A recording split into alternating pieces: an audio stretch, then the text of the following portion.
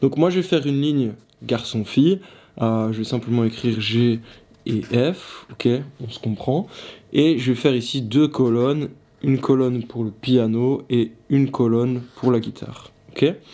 Je trace ici les lignes qui me permettent de faire apparaître mon tableau, right. Et alors ce qui est important de faire en fait c'est de continuer ici un peu plus loin, ici aussi. Pourquoi ? Parce qu'on va s'intéresser aux totaux. Vous allez comprendre directement.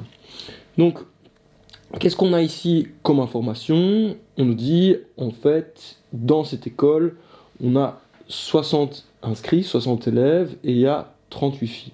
Okay ? Donc, il y a 38 filles.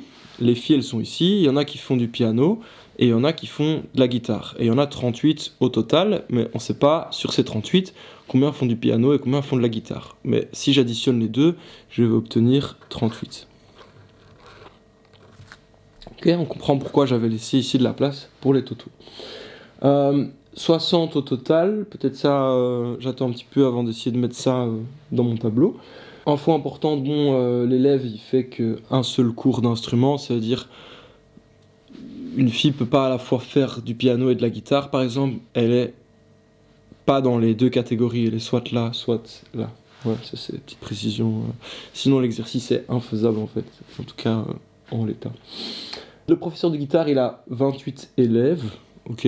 C'est-à-dire que si je regarde ici les gens qui font la guitare, ouais, ici GG c'est peut-être pas, je rajoute un petit I pour guitare. Les gens qui font de la guitare, bah il y en a en fait 28. Et donc ça veut dire que il y aura des garçons, des filles, mais au total ça fera 28. Okay. Et on nous dit que dans ces 28, en fait, il y a 15 garçons. Donc je sais que j'ai 15 garçons qui font de la guitare. Du coup, bah, j'ai combien de filles ? 13, puisque 15 plus 13 doit faire 28. Right ? Ok, et alors je reprends l'info des 60 inscrits. Bah, en fait, l'idée c'est de se dire que, tu vois, si je prends donc, toutes les filles, il y en a 38, et que je rajoute tous les garçons, je dois avoir 60 au total. Donc ça veut dire que bah, forcément, il y a 22 garçons. Okay, puisque 22 plus 38, ça fait 60. Et je vais écrire 60 ici. Au niveau guitare-piano, si 28 élèves font de la guitare, et que j'en ai 60 au total, bah, ça veut dire que j'ai 32 élèves qui font du piano. Et en fait, avec ces infos ici, j'essaye de compléter le reste de mon tableau. Au niveau des filles, j'en ai 38 au total, j'en ai 13 qui font de la guitare. Combien j'en ai qui font du piano ? Eh bien, forcément 25, puisque 25 plus 13 doit être égal à 38. Au niveau des garçons, j'en ai 15 qui font de la guitare, il y en a 22 au total, donc ça veut dire que j'en ai 7 qui font du piano. Ok, le tableau est complété. En fait, grâce à ce tableau, je peux répondre à toutes mes questions de probabilité. Ok, alors on commence avec les calculs de probabilité, on va dire basiques, et après on passera à ce qu'on appelle les probabilités conditionnelles, c'est un chouïa plus compliqué. Ce qui va être intéressant ici, c'est de bien comprendre à chaque fois ce que j'ai écrit, on voit apparaître différentes notations. C'est évidemment assez crucial de comprendre ce que ces notations veulent dire, sinon on ne sait pas quelle information aller chercher dans le tableau évidemment. Okay. Première question ici, je vois P entre parenthèses G majuscule. Donc ce qu'il faut bien savoir, c'est que le P avec les parenthèses qui suivent, ça veut simplement dire probabilité. Donc quelle est la probabilité que, et dans les parenthèses, on va avoir en fait la chose qu'on veut qui se passe quoi. Donc ici, quelle est la probabilité que si on prend en fait un membre du club au hasard, ce soit un garçon. G représente en fait l'événement, le membre pris au hasard est un garçon. Probabilité, on parle d'événement. Right. Une probabilité, c'est quoi ? Toujours ça, retenez bien, c'est nombre de cas favorables sur nombre de cas possibles. On va le répéter plusieurs fois. Ici, il y a combien de cas favorables ? Il y a combien de cas possibles ? Il y a 60 membres, ok ? Et il y a combien de garçons sur les 60 ? Il y en a 22. Donc 22 cas favorables sur 60 cas possibles. La réponse, ça va être 22 sur 60. Okay, alors, je vais chaque fois ici obtenir comme résultat une fraction. Okay, l'idée, c'est, une fois qu'on obtient le résultat en fraction, soit on simplifie la fraction au maximum, soit on utilise la calculatrice, et la calculatrice nous donne 22 divisé par 60, la réponse que ça fait, qu'on décide ensuite de convertir en pourcentage. Ici, par exemple, je peux faire 22 divisé par 60, ça me fait 0, à peu près, hein, ça fait à peu près 0,3, je vais arrondir ça comme ça, hein, 0,37, ok, et donc, je peux dire ici, probabilité c'est 37 centièmes, 37 centièmes, c'est 37%. Donc, en fait, si je prends un membre du club au hasard, il y a 37% de chance que ce soit un garçon. Okay, voilà, bon, ici, le but de la vidéo, c'est que vous compreniez comment répondre à ces questions-là sur base du tableau.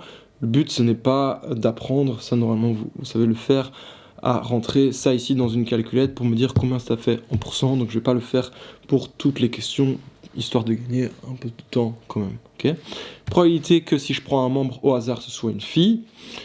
J'ai 38 filles sur 60 membres, donc ici je vais être sur du 38 sur 60. Okay, probabilité que si je prends un membre au hasard, ce membre fasse du piano. 60 membres, il y en a combien qui font du piano? 7. Alright? Non, mais non, pas du tout. Combien de membres combien de membres au total dans le club? 60, il y en a combien qui font du piano? 32. Ouais, 7 garçons et 25 filles, donc 32 sur 60. Okay, vous me laissez faire comme ça, sans rien dire. Incroyable ça. Probabilité que je prends un membre au hasard, il fasse de la guitare. Guitare, on en a 28 au total. 28 sur 60. Ok, ici on commence à voir un symbole intéressant apparaître. Ça ici, c'est le symbole d'intersection. Symbole d'intersection, ça veut vraiment dire « et ». Ok, si ça avait été vers le haut, dans l'autre sens comme ça, alors ça aurait voulu dire « ou », mais ça ici, ça veut dire « et ». Donc en fait, quelle est la probabilité qu'on ait un garçon et un membre qui fasse du piano? Donc, concrètement, quelle est la probabilité que si on prend un membre dans le club au hasard, eh bien ce soit un garçon qui fasse du piano? Il y a combien de garçons qui font du piano? 7. Il y a combien de membres dans le club? 60. Donc on est sur du 7 sur 60. Alright. Probabilité qu'on pioche un garçon qui fait de la guitare. Garçons qui font de la guitare, il y en a 15 sur 60. 15 sur 60. Une fille qui fait du piano. Fille, piano, il y en a 25 sur 60. Fille qui fait de la guitare, 13 sur 60. Ok. Alright. Ça marche. On passe aux probabilités conditionnelles. C'est parti. Donc on va toujours utiliser le tableau. Ça a juste rien à voir. Mais ici, on va se poser des questions un tout petit peu différentes. Je les fais apparaître. Bam. Alors, je les ai pas toutes faites non plus, mais ici, on en a pas mal. Comment est-ce qu'il faut lire la chose suivante? J'explique. Donc ici, dans la parenthèse, on a G, une barre verticale, et P. Donc G, c'est garçon, P, c'est piano. Ça, il n'y a rien qui change. La barre verticale, elle veut dire sachant que. Okay, on a ici une condition, on parle de probabilité conditionnelle. Et donc, qu'est-ce qui se passe ici? En fait, on nous demande la probabilité que le membre que l'on pioche soit un garçon, sachant que ce membre fait du piano. Ouais. Donc, qu'est-ce qu'on va devoir faire? On va devoir regarder dans les gens qui font du piano, parce qu'on nous dit... Le membre que j'ai pioché, il fait du piano. Il y en a combien qui font du piano? Il y en a 32. Et parmi ces 32, il y a combien de garçons? Il y en a 7. Donc, en fait, ici, la réponse, ça va être 7 sur 32. Ici, on voit qu'on a les mêmes lettres, le même symbole, mais pas dans le même ordre. Et ça ne va pas du tout donner la même réponse. Si je lis ici ce qu'on on me demande de calculer la probabilité que le membre que j'ai pioché fasse du piano, sachant que c'est un garçon. Okay, donc d'office, c'est un garçon. Il y a combien de garçons dans le club? Il y en a 22. Et on veut savoir combien de garçons font du piano. Eh ben, on voit ici, il y en a 7. 15 qui font de la guitare, il y en a 7 qui font du piano. Ok, donc on retrouve le même set, mais en dessous, c'est pas pareil. Donc faites bien attention. Ici, hein, si j'inverse l'ordre, ça me donne pas la même réponse. On va le voir ici aussi. Probabilité que je pioche une fille, sachant que le membre que j'ai pioché fait de la guitare. Ils sont combien à faire de la guitare? 28. Parmi ces 28, il y a combien de filles? Il y en a 13. Réponse ici, 13 sur 28. Alright. Ici, on change. Sachant que on a pioché une fille, donc combien de filles? Il y en a 38. Probabilité que le membre fasse de la guitare, 13 sur 38. Ok, ça marche. N'allez pas vous dire qu'ici il y a forcément 10 entre les deux, rien à voir. J'en ai rajouté 2 petites ici. Probabilité qu'on ait une fille, sachant que le membre que j'ai pioché fait du piano. Donc on est sur du 32 en dessous. Et au-dessus, 25. Voilà. Un truc intéressant à remarquer, c'est que si je fais ici 25 sur 32, plus ce que j'avais là 7 sur 32, j'arrive à 32 sur 32. C'est logique. Ok, si je prends les gens qui font du piano, j'ai les filles, les garçons. Ouais, je dois arriver au total à 100%. Ok, 100% c'est 100 centièmes, 100 centièmes c'est 1. Probabilité que j'ai un garçon, sachant que le membre fait de la guitare, ils sont combien à faire de la guitare? 28, parmi eux 15 garçons. 15 sur 28. Et alors ici et là, hein, vous voyez, si j'additionne, ça fait 28 sur 28, ça fait 1 aussi. Ok, donc vraiment important, bien retenir ici l'ordre. Hein, ça change complètement. Ici, en revanche, aucune importance. J'aurais pu écrire dans l'autre sens. Au lieu d'écrire G, le petit pont ici P, j'aurais pu écrire P et le petit pont G. Ça, c'est vraiment et. Donc, si vous faites une phrase en français et que vous mettez un et, vous pouvez changer l'ordre. Ça change rien, quoi. Tu vois, j'ai un big rose et un big mauve, j'ai un big mauve et un big rose, ça change que de. En revanche, ici, sachant que, au niveau logique, c'est pas vraiment la même chose, quoi. Ça va?